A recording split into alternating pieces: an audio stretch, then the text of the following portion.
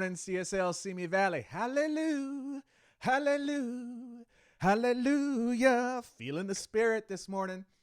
You know, my brother has this phrase he uses sometimes when he's feeling so in the spirit. He'll say, bless-alleluia. I've been using that lately. Bless-alleluia. If you get an email from me that says bless-alleluia on the end, you can blame T. Michael Rambo for that one.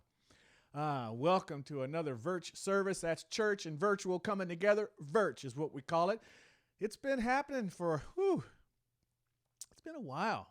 And with the resurgence going on in the community, it looks like it may continue for a while. I'm looking down because I want to make sure that I've got my audio level at a level that works really well for you guys. It looks like I need to pump it up a little bit there, right there. So there. Testing.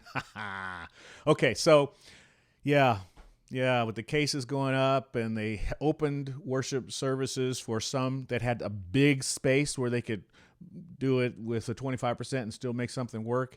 And now that's been closed down, so we're back into a closed down space. We're going to be in Virch like this for a while. But, I've been looking around at the other various ways of doing it through Zoom and all sorts of things. And I really like what we're doing, and I hope that you enjoy it as well. I think it brings us something that is personable and a way to connect with one another. Lots going on this week. We've been talking a lot. I've been talking a lot about the social justice issues related around Black Lives Matter and mass incarceration and what's happening in the streets. And one for me is ban the box. We could talk about that another time. But this energy that's out there, a lot of people who've been around, my family members who were very much involved in the civil rights movement and have continued it throughout their entire life. My dad, my Aunt Ruth, her friend Nikki Giovanni, Barbara Crosby, all these different folks have been their hearts have been cracking open at what's been happening in our streets today. And what's been happening today mirrors something that was happening 50, 60 years ago. And that generation of people has been leaving us this week in the same day. Two compadres, two comrades in arms in the fight for social justice and peace through nonviolence made their transition. C.T. Vivian and John Lewis. C.T. Vivian, I love that. I think I know why Reverend C.T. Vivian went with C.T. His name was Cordy Tyndall. Cordy Tyndall Vivian and John Robert Lewis. These men were doing what you're seeing in our news today when they were at the age of the people that are in the news today doing what they're doing. So I thought we'd spend a couple moments in tribute to both. And I want to share a little bit about both of these wonderful, wonderful gentlemen. Here you go. We're willing to be beaten for democracy, and you misuse democracy in the street. You beat people bloody in order that they will not have the privilege to vote. Reverend C.T. Vivian first met John Lewis in 1960 at one of several nonviolent strategy workshops taught by James Lawson. When Jim Lawson came to the city, he began to organize students. We began to understand the philosophy behind it, the tactics, the techniques, how to, in fact, begin to take the blows and still respond with some sense of dignity. By 1963, Vivian was appointed to Dr. King's executive staff. Dr. King called him the greatest preacher that he'd ever heard.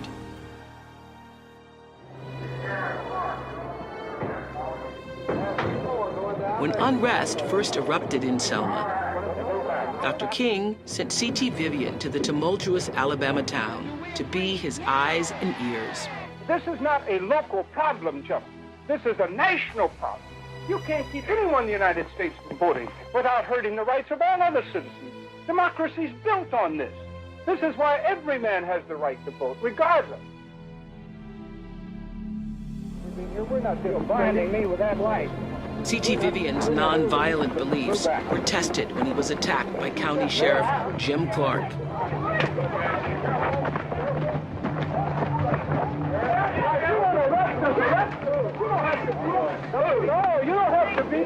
Bruised and beaten, C.T. Vivian says he was never tempted to fight back.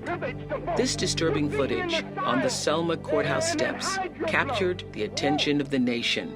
If we're wrong, why don't you arrest us? Why don't you get out in front of the camera and go on? It's not a matter of being in front of the camera, it's a matter of facing your sheriff and facing your... John Robert Lewis, the son of sharecroppers, was born and raised near the small town of Troy, Alabama, deep in the segregated South. I knew all around me that something was wrong. I would question my mother, my father, and I would say, why segregation? Why racial discrimination? And my mother would say, that's the way it is, that's the way it is. My father would say, that's the way it is. Don't get in trouble, don't get in the way. Inspired by the actions of Rosa Parks and the words of Martin Luther King, John Lewis embarked on a journey of nonviolence that would help change the course of history. The philosophy and discipline of nonviolence became for me a way of life. He led sit-ins at segregated lunch counters and participated in the Freedom Rides. He is one of the most courageous people I've ever known, I've ever met. Almost every phase of his civil rights career, he was not afraid to put his body on the line and to suffer, if need be, for the cause. Just an incredibly brave person. He was ridiculed, humiliated, beaten, and arrested more than 40 times.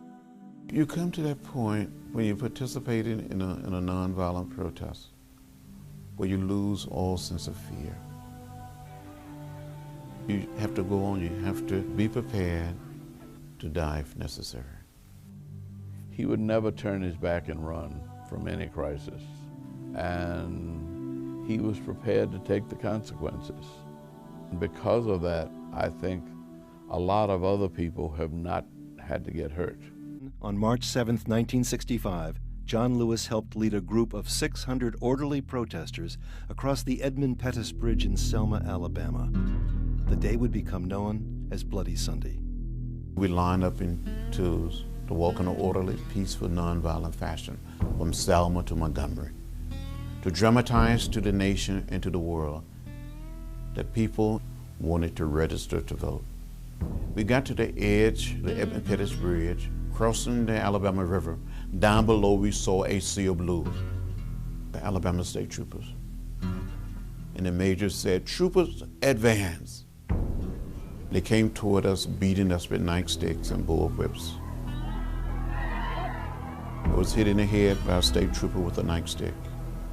I thought I saw death. I thought I was going to die. A week later, President Lyndon Johnson addressed the U.S. Congress. And President Johnson started that speech off that night by saying, I speak tonight for the dignity of man and for the destiny of and democracy. the destiny of democracy. In that speech, President Johnson condemned the violence in Selma. He introduced the Voting Rights Act, and before he concluded that speech, he said, and we shall overcome. That was the first time hearing an American president using the theme song of the Civil Rights Movement. The Congress passed the act, and on August 6, 1965, Lyndon Johnson signed a law that led to a transformation, not just of Southern politics, but American politics. You know, heroes are few and far between. You see people and you say, well, this person created a heroic act, but then you think about it really wasn't. John Lewis is an American hero.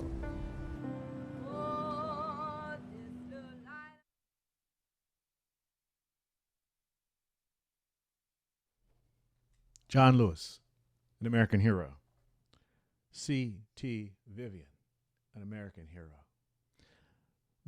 One of the founders of the ACLU, a man named Roger Baldwin, wrote did a lot of writing, and one of his quotes is, "They have rights who dare defend them.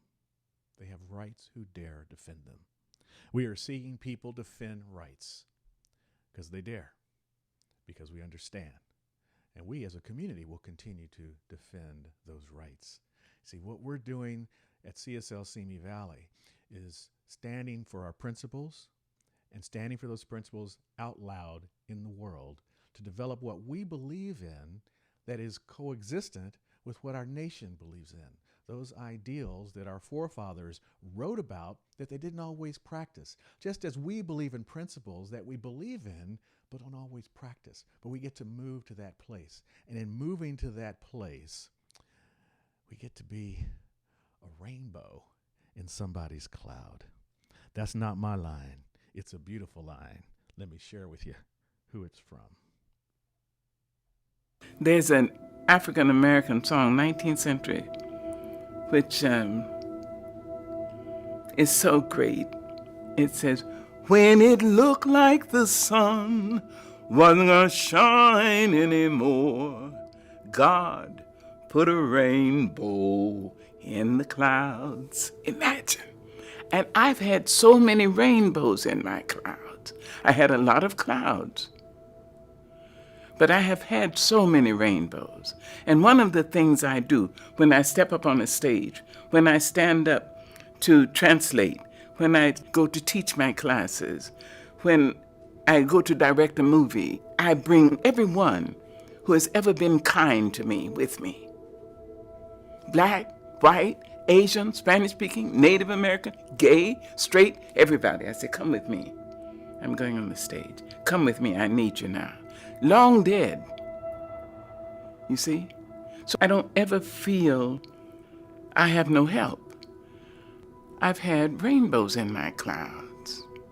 And the thing to do, it seems to me, is to prepare yourself so that you can be a rainbow in somebody else's cloud. Somebody who may not look like you, may not call God the same name you call God, if they call God at all. You see? And may not eat the same dishes prepared the way you do, may not dance your dances or speak your language, but be a blessing to somebody. That's what I think.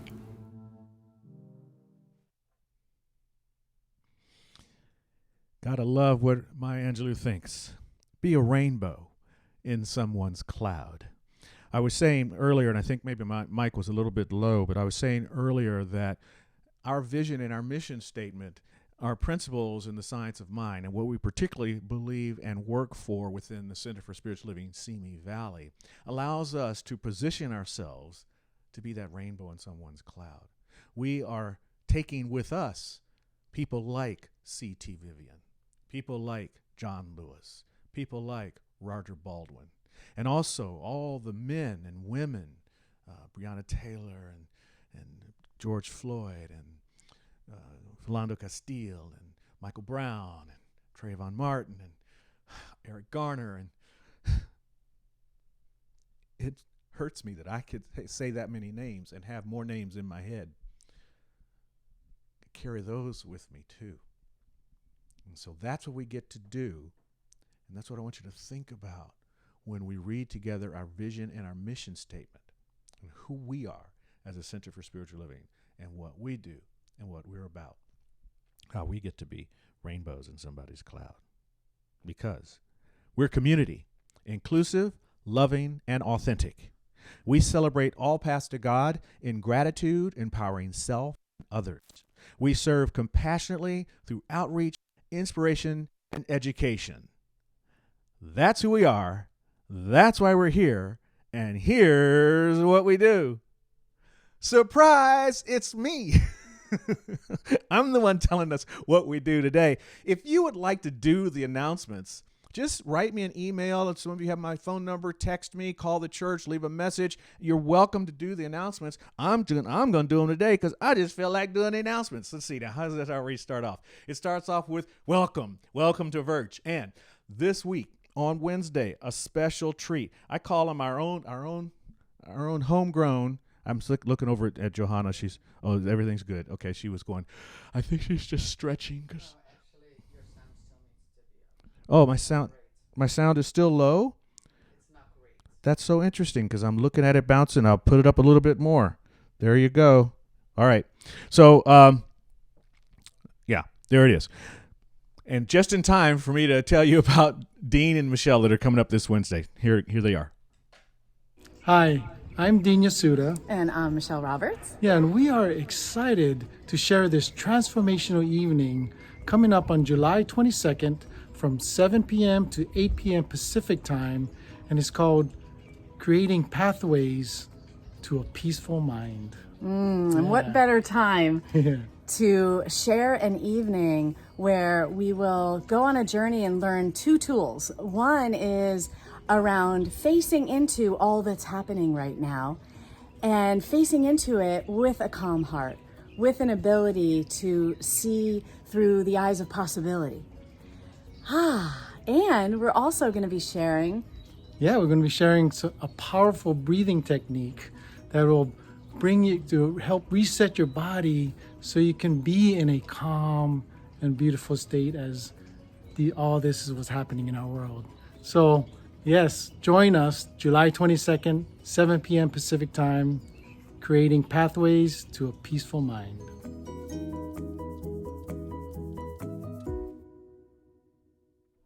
Pathways to a Peaceful Mind. That's this Wednesday, July 22nd at 7 p.m. And do you have a pen and a pencil with you, or paper? If so, or not paper, write it on your hand. Okay, however, here it is. Here's the meeting ID.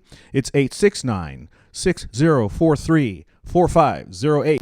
Word presence with an exclamation mark. Presence with an exclamation mark. This will also go out in our weekly e-blast, so don't worry about missing it. If you did, you'll see it then. That's Dean and Michelle coming up on you Wednesday. We have a lot of things happening during the week. We really want to reach out to children. We're hearing more and more about schools, whether they're going to open, not going to open. Some in Orange County will open in classrooms. Looks like LA County's not. Ventura County's still debating some of those issues. So we'll see how that works out. But you don't have to wait until then to get some support with your kids, or if you have family that you know has kids and you want to get some support for them. We've got Dr. Susan every day available for you, because she is available through YouTube, and she's available for you right here, right now.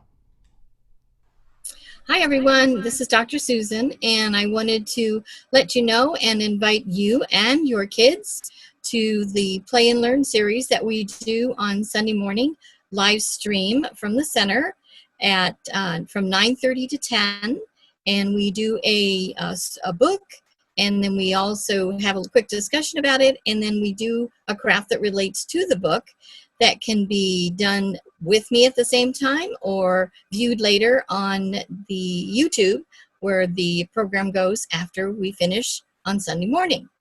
So please join in, and I'd love to see all of you at 9:30 on Sunday morning. See you then. 9:30 Sunday morning. Now, she was recorded because she's actually doing that. She just finished doing it now, and she's recording 2 extras. So every week she does 3. One live at 9:30 with the help of our board president and video maven, Greg Seymour, and then does 2 more that they record and also upload to YouTube, to our YouTube channel. If you want to find it, it's easy. If you just search Play and Learn, you will find it there. Okay, that's that one. Oh, also, hey, it's me, right, showing up. Practicing Oneness at 1, Monday through Friday at 1 o'clock. Moments of inspiration, and reflection. Never know what I'm going to say or where I'm going to be or what I'm going to do. Tune in for the surprise. And we've been having a little bit of a theme thing. It's like Marvelous, Magnificent, Magical Monday. And then there's Transformation Tuesday and Wandering Around on Wednesday. So it's Wandering on Wednesday. Throw it back on Thursday and flash back on Friday, or just flash forward on Friday. Could be just something with it. Oh, that's right. And it's also Thank God for Ernest happens on Friday as well, like TGIF, but it's Thank God for Ernest, TGFE. Yeah, that's the way it goes. Thank God for Ernest. Okay. Yes. You have to speak close into the microphone. Okay. I don't know what's going on there with that, because I got it right here I'm working it. There you go. And let's see what else. I'm going to put it right up in. I'm going to eat the microphone. I hope that's helping you. Also, let's see, if you need prayer, we have the practitioners available for you for prayer. You can go to that website there and go to prayer-request and type in a prayer request, or you can call the church office. There's the number of the church office right there, 805-527-0870, and you can get your prayer request right there at that moment for you. I want to remind you also that the replay is available later today on our CSL Simi Valley YouTube channel, and it's CSL Simi Valley with no spaces to get to that YouTube channel when you do the search for it. CSL Simi Valley with no spaces between L, S, I, and V. Figure that one out? Okay. Been asking for videos after service. At the beginning, we were looking at ways to connect, and that was to email your videos to me. But it seems like that's not happening so much. Yeah, it seemed like a good idea at the time. Maybe we got another idea unfolding. If you have an idea for connection, then let me know. If you have something you want to share with the community during the service, let me know. A few weeks back, a couple of months back now, Dale heard a poem and he wanted to read the poem, and Linda had a comment about tithing, and she wanted to talk about that. And so various people want to share things. John Seeley does poetry for us. So people want to share things, and if you want to share something, email it to me, or if you just like to do a shout out, you can email that. But for now, that's the end of asking for that. And we've been doing something after service called Opere Virch, and I want to report to you there will not be an Opere Virch after service today. We're going to take a time out on Opere Virch. All right. So I think that's about it. The only thing that happens at this point, it's welcome to all of you that are streaming live from wherever you are. We're glad that you're here with us this morning, and we want to welcome you. And here is our dear and loved one, Sherry Deeds, to sing a little music for you while you have an opportunity, oh, that's right, to share the video. I went on Facebook. It's really interesting. I mean, the shares are nice, and we've been getting a lot of views. A couple weeks ago, I think last week, we had over 600 views. I was so jazzed. Then I did the research. Did you know that the view gets counted if somebody looks at the video for 3 seconds? 1,000, 2, 1,000, 3, 1,000, clunk, 1 view. Really? Stay for the whole service. Ask your friends to stay for the whole service. And because it's recorded to Facebook, you could watch it in timed release. You could watch a little bit now, come back, zoom forward, watch a little bit later, or, watch it tomorrow, watch it 3 times. And if you watch it 3 times from the same IP address, it will not get counted again because it only counts the same IP address 1 time, right? I tried that because I tried to get like 50 views by just refreshing. It didn't work. All right, here you go. Here's Sherry Deeds coming up for you right now.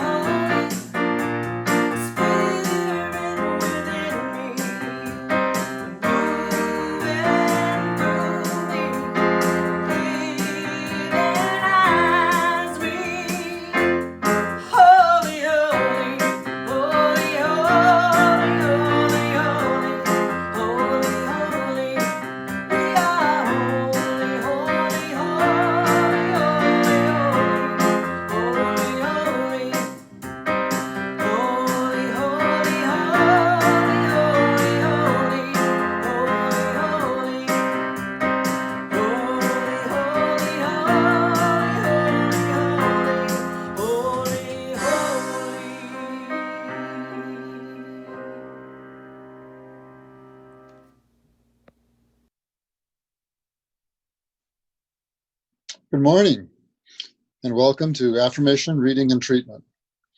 I'll read the affirmation once, and then I'll invite you to read it with me. I freely step into my power using mind, consciously expressing life abundantly for me and mine. Okay, together. I freely step into my power using mind, consciously expressing life abundantly for me and mine. My reading this morning is a poem out of my book, and this poem in particular was inspired by an exhibit called Ashes and Snow, which was at the Santa Monica Pier around 2006. And the images you see are some of the images from that exhibit that inspired this poem. Bird Path. She is flying the bird path. One with the great bird above they soar. together, feeling the air, the lightness of feathers, moving in unity with the wind. Flight and dance become one motion, moving freely into life. I want to dance my bird path and fly. I want to feel as the bird in flight, bowing to the bird within, captive for too long. Knowing that it longs to soar, she flies with it in unity of spirit, synchronized motion, with eyes the appearance of two. Close them and feel. The heart knows only one. One life, grounded and in the air, soaring. Freedom is mine.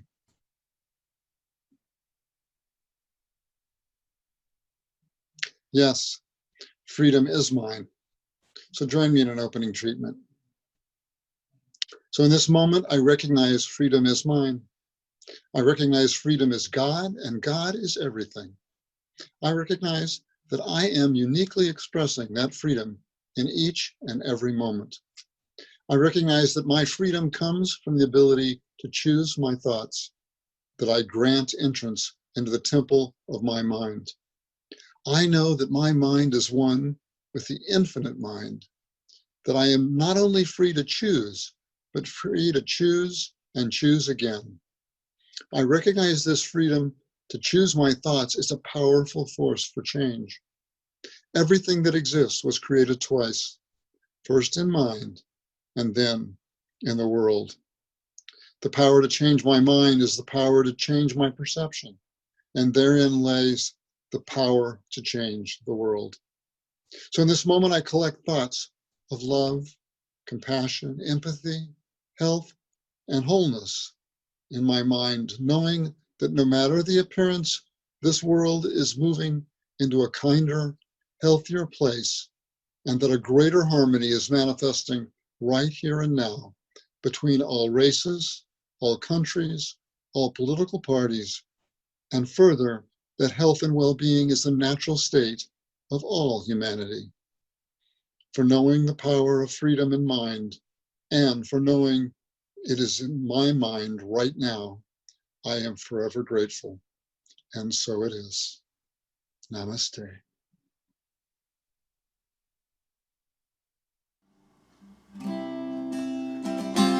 Today's songs are all about love and happiness. This is an oldie but a goodie, so sing along if you know this. Think of your fellow man, lend him a helping hand, put a little love in your heart. You see it's getting late, oh please don't hesitate, put a little love in your heart. And the world will be a better place. Yes, this world is gonna be a better place for you and me. You just wait and you see.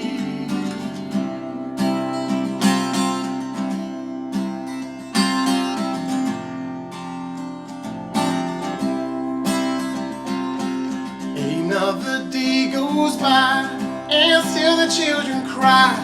Put a little love in your heart.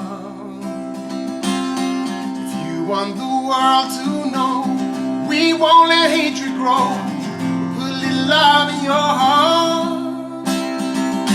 And the world will be a better place. Yes, this world gonna make it a better place for you and me. You just wait and you'll see. Put a little love in your heart. Put a little love in your heart. Put a little love in your heart for you and me. You just wait and you'll see.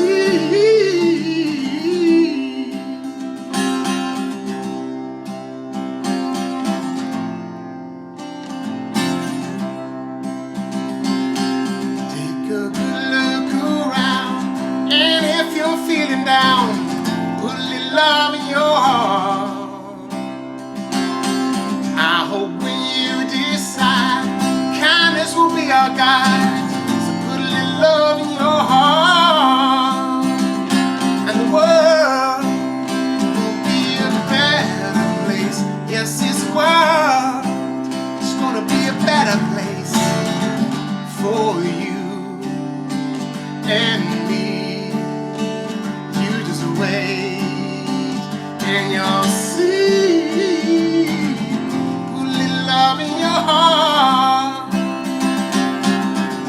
Put a little love in your heart. Put a little love in your heart for you and me. You just wait and you'll see. Put a little love in your heart.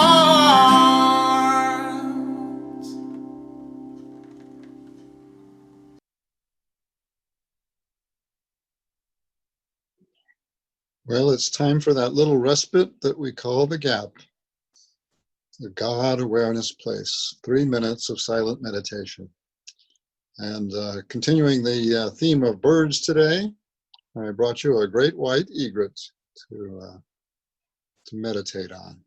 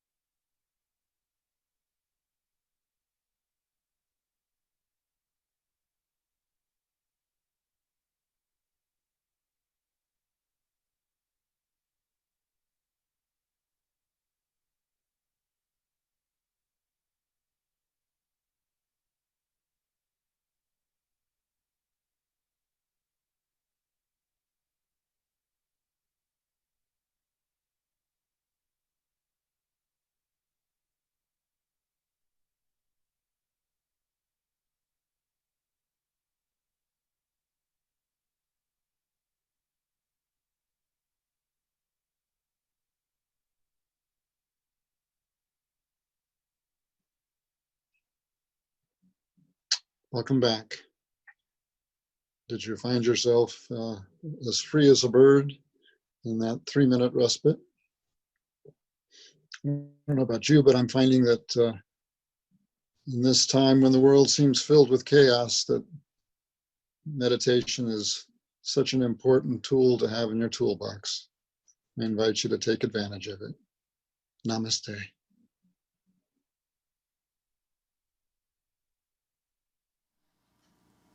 We're definitely living during times where the choice has never been more obvious that we should all be choosing love. Oh, yeah. So many choices in the world today. Too many things can blow your mind. And if you're needing just a simple truth to see you on your way, remember, choose love, choose love, choose love, and keep on shining a light and choose love, choose love, choose love, and keep on shining a light and choose love. Life is a game that we're all free to play. You can hold it down or let it breathe. And if you're looking for a simple song to sing along the way, together choose love, choose love, choose love, and keep on shining a light and choose love, choose love, choose love, and keep on shining a light and choose love. Only love can move mountains, only love can lead the way. Love is always forgiveness, so make that choice right here today. Choose love, choose love, choose love, and keep on shining a light and choose love, choose love, choose love, and keep on shining a light and choose love, choose love, choose love, and keep on shining a light and choose love, love, love, love, love, choose love, and keep on shining a light and choose love.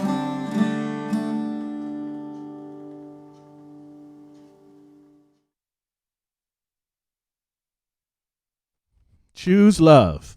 Choose love. I tell you what, I choose to listen to Darius Lux. His voice, it's so easy to listen to. It falls on the heart, it rings in the ears, it vibrates through the body. Choose love. Keep on shining your light and choose love. And the other thing that we get to do, the thing about choosing is that we are free to choose. We're always free to choose. I'm rolling down because I want to get to the talk title for today, because it talks about this freedom. And it's the talk title is Freedom in Mind is Mine. Freedom in mind is mine. So this is a total play around with Dr. Holmes. You see, he decided to take God and create synonyms for God in his consciousness. One of them is life. God is life. Another one is mind. God is mind. Another one is God is the thing itself. So when I say freedom in mind is mine, freedom in God is mine. Freedom in thinking is mine, from the mind of my own individualized finite expression, the mind of your own individualized finite expression, to the macro level, to the larger mind, to the God mind that opens us up to infinity, that opens us up to limitless possibilities. That mind is incredible, and both are mine. It's yours. And that's the beauty of it. You are the thing itself, because mind is the only thing. God, there's one life, there's one mind. That mind is God. That life is God. That mind is your mind. It's my mind. We live within it. We are it. And so we are accessing and have the power of infinite possibilities within us, and we are the ones to make it manifest. Are you hearing me now? Can I get an amen on it? I've been listening to a lot of pastors around the country doing various social justice panels, and the amens are just falling out. Can I get a praise? Can I get an amen? So that may come out a little bit today, and you can blame Pastor Mark Whitlock for that, and Freddie Haynes out in Dallas, and Lamar in back in Baltimore, and David Alexander, because he does it too there in Atlanta. Oh, and Deborah Johnson's doing it up in Santa Cruz. And if you haven't tuning into these people, they will shift. Talk about freedom in mind. Talk about what Roger Baldwin is saying. They have rights who dare to defend them. These folks have rights because they're daring to defend them, and we have it too. But we also have something else. I have something else. I call it the habit of forgetfulness. I forget that freedom in mind is mine. Simple ways. I mean, like, I don't know when the last time we bought Kleenex brand facial tissues for blowing your nose and wiping your face. I can't remember that. I mean, I think we maybe buy what is it, Kirkland? I'm looking over Reverend Johanna. Kirkland brand, or maybe we buy Scott brand facial tissues, but we don't buy Kleenex. But I call them Kleenex. I forget that I'm free to do that. I had to go check. I have a Kenmore refrigerator. I call it a Frigidaire. Why? My grandparents called it a Frigidaire. Why do they do it? I don't know, and I can't.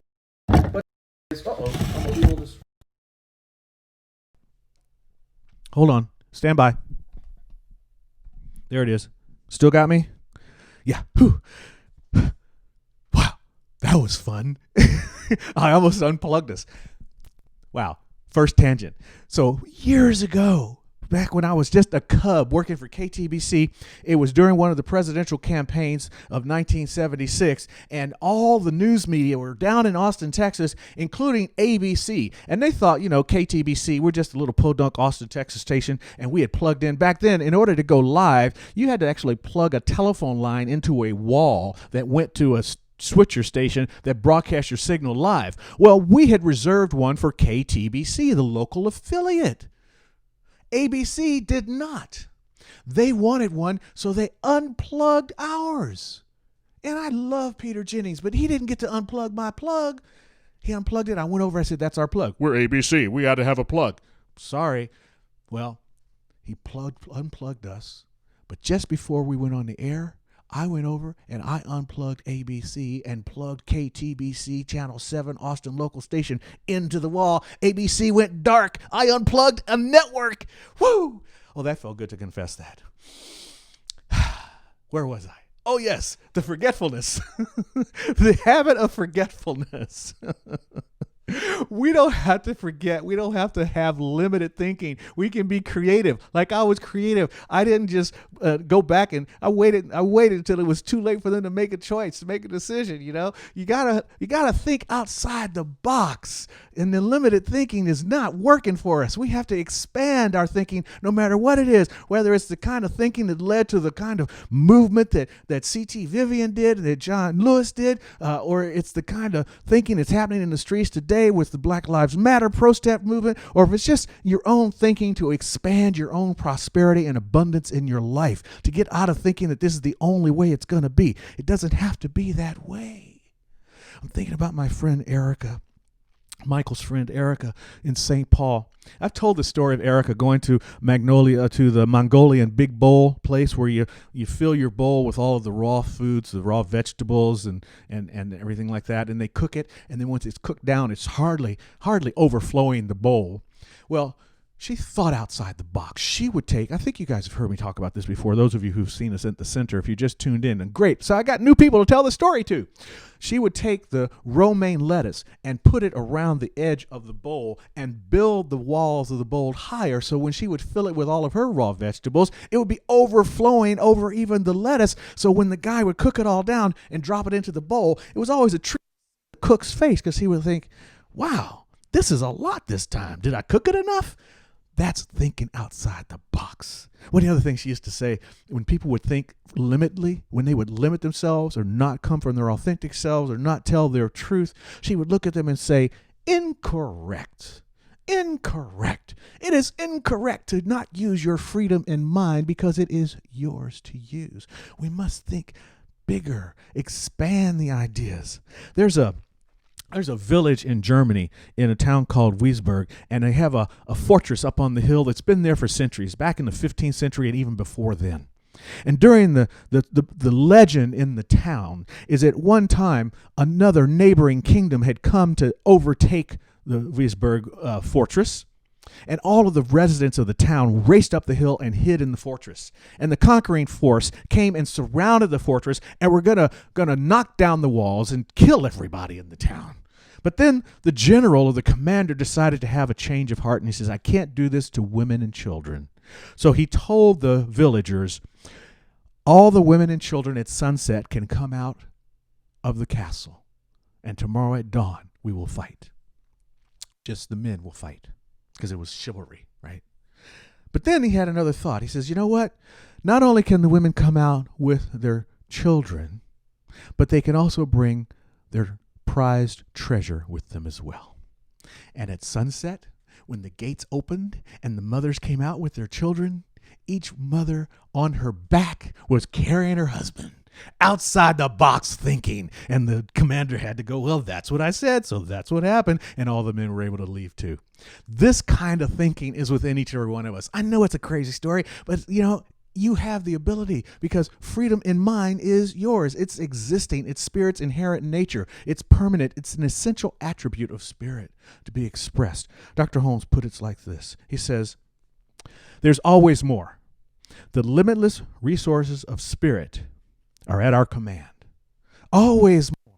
Limitless resources of Spirit are at our command. So the question is, how are you using your command? What are you choosing to do with this inherent nature of Spirit that is existing always? It's a permanent aspect of Spirit. It's an essential attribute. It's not going to go away. It must be expressed. We're seeing Spirit's essential nature being expressed in the protests in the streets. We're seeing it being expressed by the shutdown that is revealing an opportunity for an opening response for our hearts to the kinds of darkness that we've been seeing in the world, to examine, to shine a light, choose love, let a light shine on the darkness, on the shadows of our culture.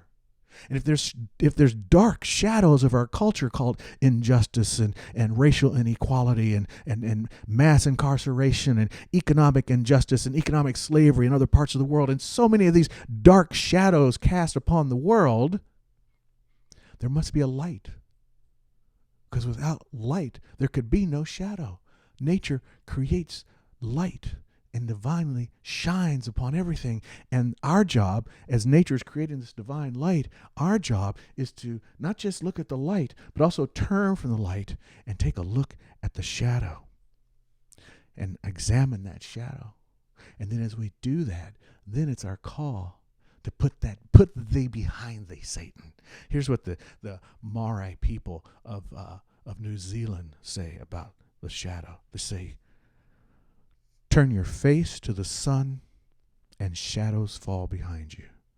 Turn your face to the sun and shadows fall behind you. But first we must take a look at that shadow. That's what Dr. Holmes tells us. First we must look at the condition, and then we can turn from the condition. And one of the ways we can look at the condition is to look at it from the possibilities, the limitless possibilities that exist before us, and not always demonize our past, but see our past as opportunities to reframe, to appreciate our freedom in mind that belongs to each and every one of us. There were times that I would go to dinner parties, and when conversation would get a little lull, I would say to the party, if you could change anything in your life, what would you change? And people would go around the table and they would say what they would change. I wouldn't have moved at this time. I would have gone to this school instead. I may not have met that person and stayed with them, or whatever kind of thing they would do. And after the whole party would come back to me, they'd say, what would you ever change, Stephen? And I'd say, you know what, I wouldn't change anything. And I do mean that. I wouldn't change anything. Because all it's so tempting, and I've fallen into this, to demonize my past, to live from shame and guilt. I'm working through that all the time. I'm human. We're all doing it, right? And that's part of the journey. But the part of the journey that's wonderful is to think, if I, like I say to a friend at one of my parties that I went to like this, I said, Monica, if you hadn't married that guy that you demonize now, you would have never had your son who you love so terribly much. And Greg, if you hadn't gone to Nashville instead of going to where you wanted to go, maybe you wouldn't have become a dentist. Instead of going to Annapolis, you became a dentist. All these things that happen, if we can reframe and appreciate and not demonize our past and look forward to it and work with our missteps, then the freedom in mind allows us to expand the experience of life we have. But we must work with the missteps. And sometimes it's so easy to just sit on the missteps in gloom and go, like literally sitting on the steps and go, oh my God, everything's so bad. No. What do you do when you make a mistake, which is in the ancient text, they call that a sin. But sin, as we know, is an archery term in Hebrew. It's hate. In Greek, the same word is hamartia. Those same words, it's sin. Translates as sin from archery. It means to miss the mark, to have gone astray. So we made a mistake. We went astray. What do? You pull out, you re-aim, and you shoot again. And this time you shoot straight. And the beautiful thing about spirit's inherent nature, is that spirit doesn't take the target away.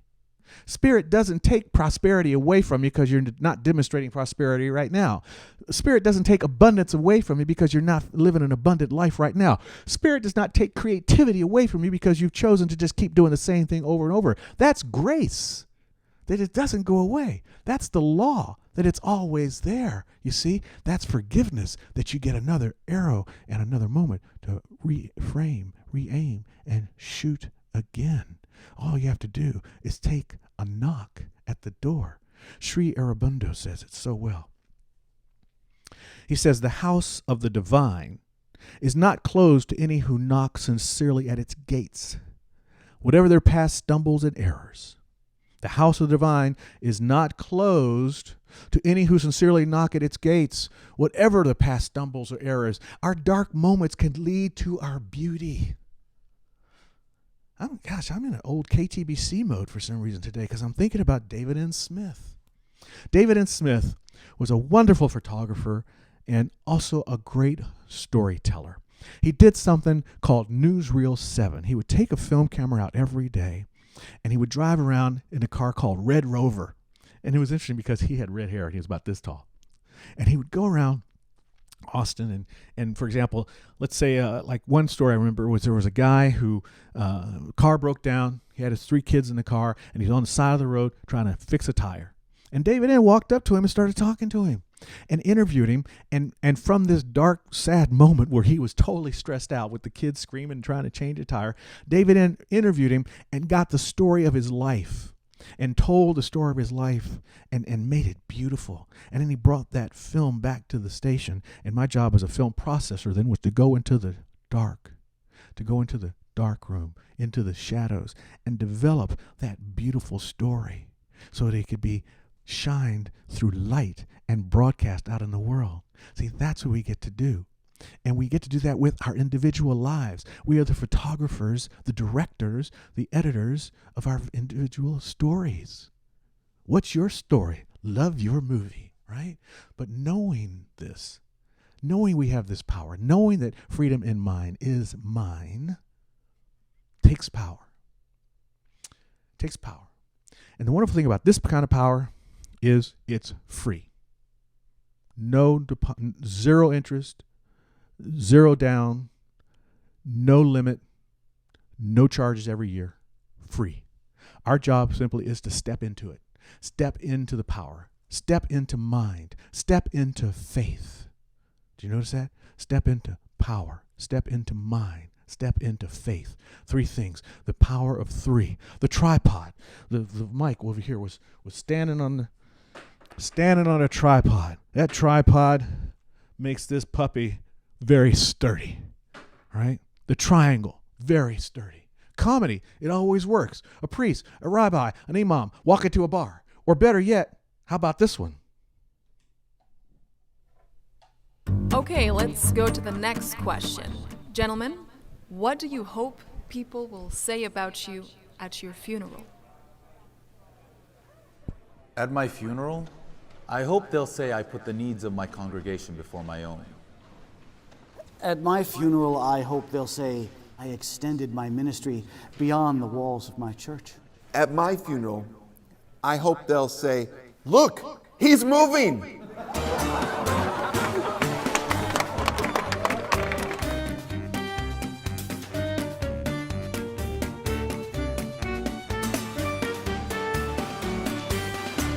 Where'd you get that hat? I wanted to ask I you about want this one of those thing, hats.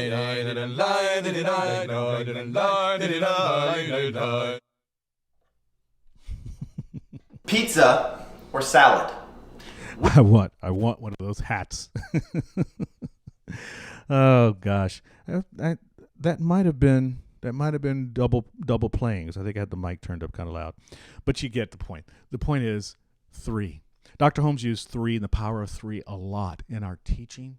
He talks about the organ, the action, and the function, or the seed, the soil, and the plant, which is the creative process of spirit, soul, and body. It starts with a seed and an idea. The seed gets dropped into the fertile, free mind that is yours, and then the plant, spirit, soul, and body.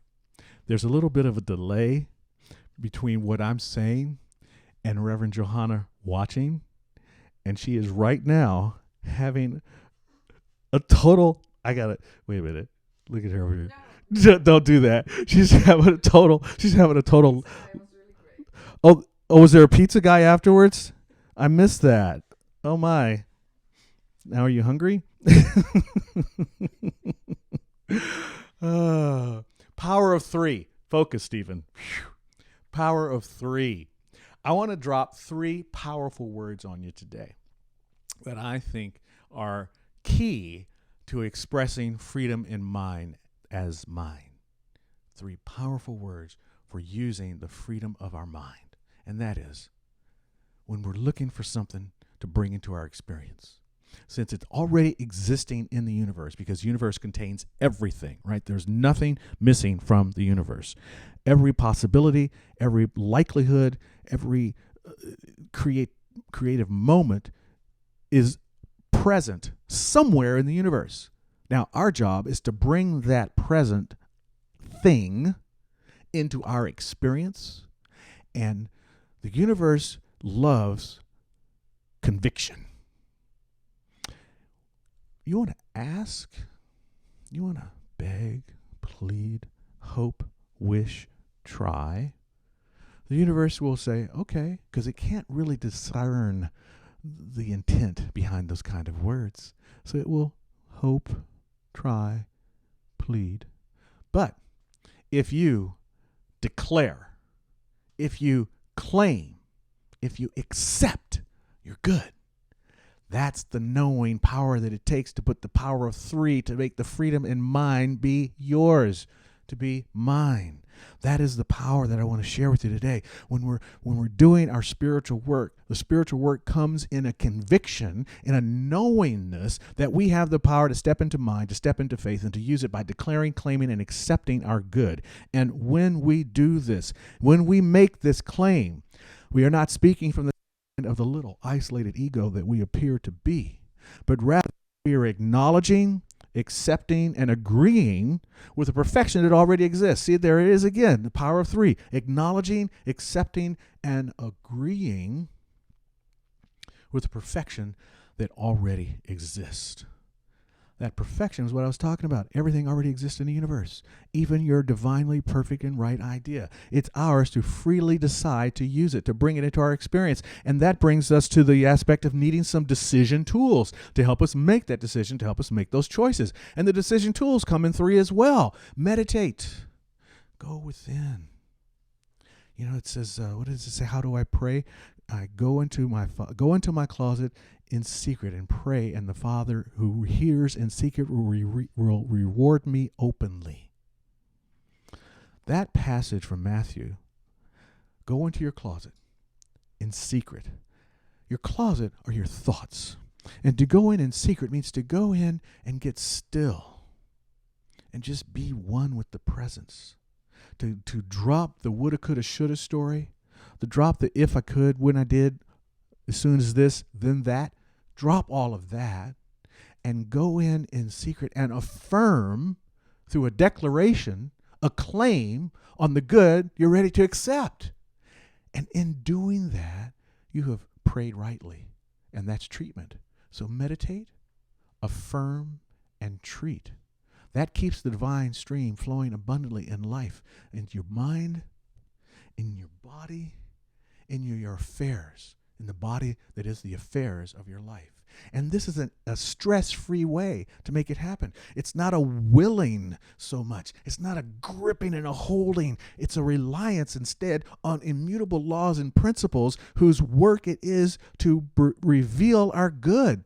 And then we see the evidence on the macro side and the micro side. We see the evidence for ourselves when we are affirming in this way. I know that when I do that kind of work, then the phone rings and the right idea shows up. I'm walking down the street and just the idea pops into my mind. Or in the middle of the night, I'll wake up from a dream and I'll start to write. The talk will start to come to me, or a poem will unfold, and I'll read that poem to somebody, and their reflection for that poem will take me into the solution of a problem. There's all these ways happen, but it begins with making a declaration that my good is there and accepting that that good is there and knowing that I don't have to do the work. It's the Father within me that's doing the work. My job is just to know that I am free in mind and it belongs to me. And then when I do that, I have answered the key. See, our claim is one of identifying ourselves with the divine, recognizing its presence, and accepting its action in our lives. There it is, the three again. Identify, recognize, and accept its presence in mine. When I do that, when I realize and accept, then I have accepted that I am freedom. I am expressing freedom in mind. I am at liberty to release myself from my negative thinking, from my old patterns, and to stand in the possibilities that exist in the mind that is God, and knowing that that good that I recognize is mine. It's mine. It's yours. It's ours. And when we do it for ourselves, we do it for the other, because the other is simply another of ourselves, because we're all one. So let's do our affirmation together. I freely step into my power, using mind, consciously expressing life abundantly for me and for mine.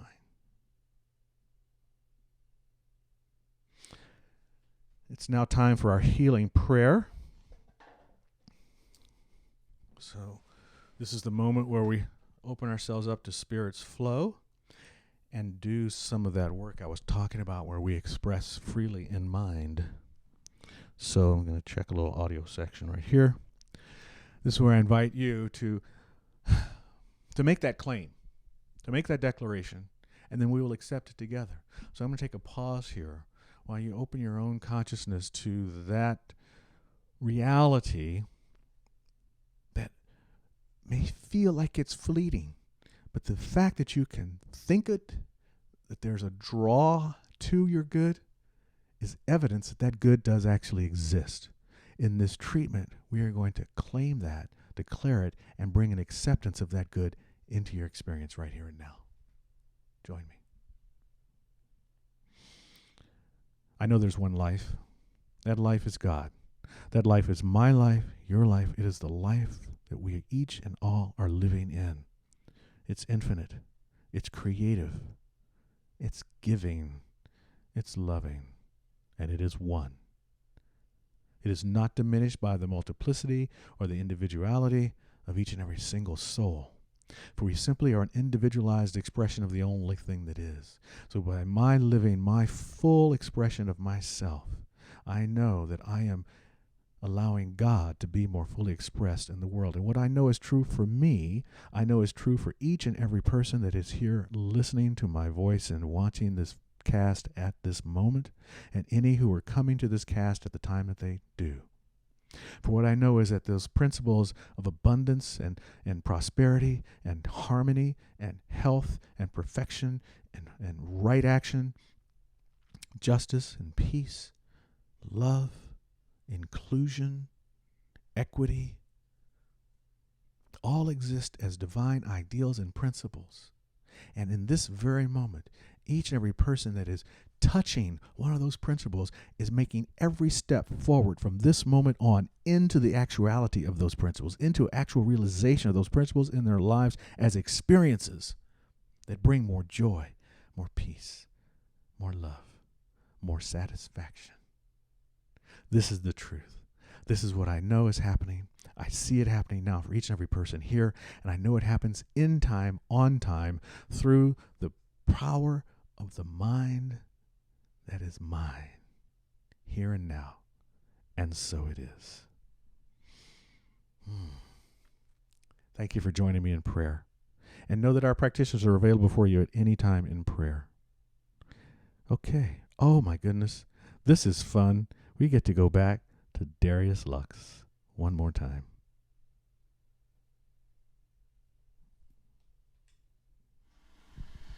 Well, thank you very much for today's insights and inspirations. With so much that's beyond our control right now, the one thing that we can get a grip on is our happiness, you know? It begins within. And this song, it's called the Happy Song.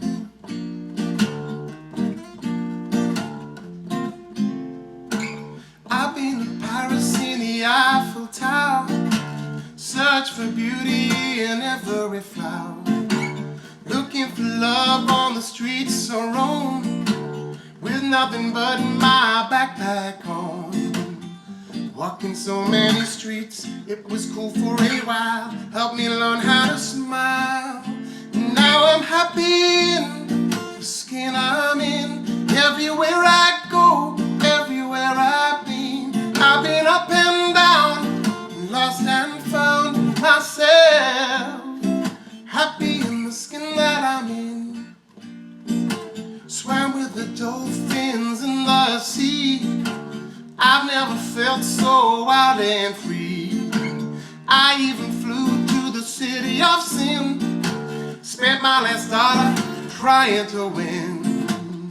All the things that I've seen and the journey we're in, there's no place like being happy in the skin I'm in. Everywhere I go, everywhere I've been up and down, lost and found myself, happy in the skin that I'm in. Oh, oh, oh, oh, oh, oh, oh, yeah. Oh, oh, ooh, oh, oh, oh, yeah.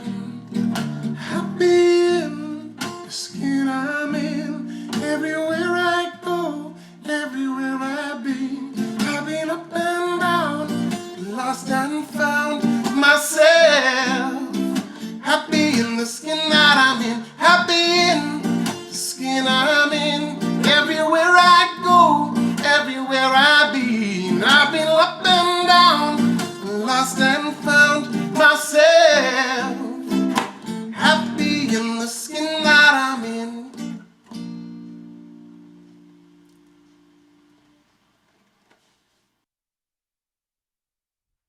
Hi everyone, I just want to talk with you for a moment about tithing. I just want to share about it. So I've known about tithing for years and years and years, and actually have contemplated it, practiced it on a regular basis, and seeing the results of it. And to me, it's a spiritual practice that is mysterious, I must say, because I don't know how it works.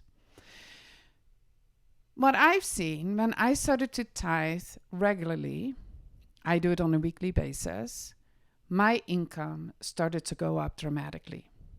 What I noticed, if I give money freely to the source, to the spiritual source where I get fed, then everything in my life works better.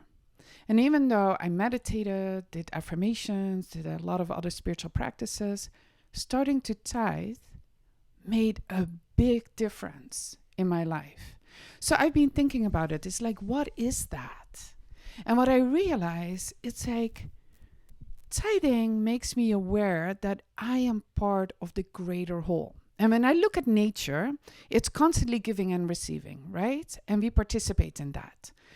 It's the plants and the trees produce oxygen that we then breathe in, and we produce carbon dioxide, which makes the plants and the trees really happy, right? The ocean gives of itself, so clouds are formed, they travel, and then they let go of the water that feeds the ground and gives us water to drink, and on it goes. When we look at our life, you know, sometimes I feel like we're in such a society that focuses on the individual, and it's like, oh, we got it made on our own, which is absolutely not true. When we look at our lives and everything that is, and everybody that is involved to make our lives what it is so clear that we are part of a greater whole and of community. And so with tithing, we give of ourselves, we give of our finances, we give of what we receive. And in that way, we participate again in the giving and receiving cycle. And somehow that increases our well-being. So I encourage everybody to tithe. Make a decision what you will be giving on a regular basis, and just notice what happens in your life. Okay? And now I'm tossing it back to Reverend Stephen for the giving affirmation. And here's that affirmation for you right now on the screen. Are you ready to do it with us together? Here we go. Divine love is doing its perfect work here and now. Divine love harmonizes. Divine love adjusts. Divine love prospers. Divine love foresees everything and richly provides every good thing for CSL Simi Valley now. Let me hear it. Divine love is victorious.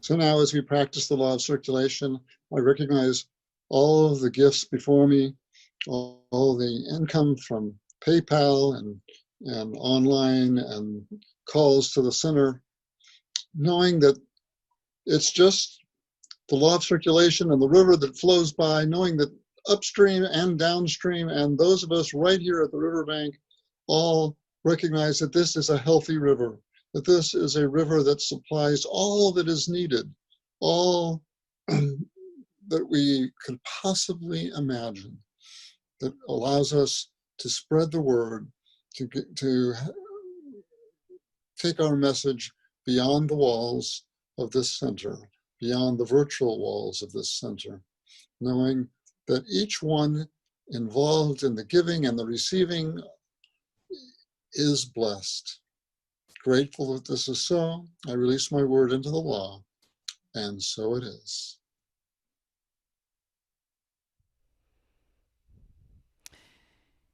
And here is the recap for this service. So the first thing I want to say, do you realize that when you participate in the service, we actually do a lot of science of mind spiritual practices? Let me mention them to you. First of all, we're participating in community, which is a very important spiritual practice. we used affirmation.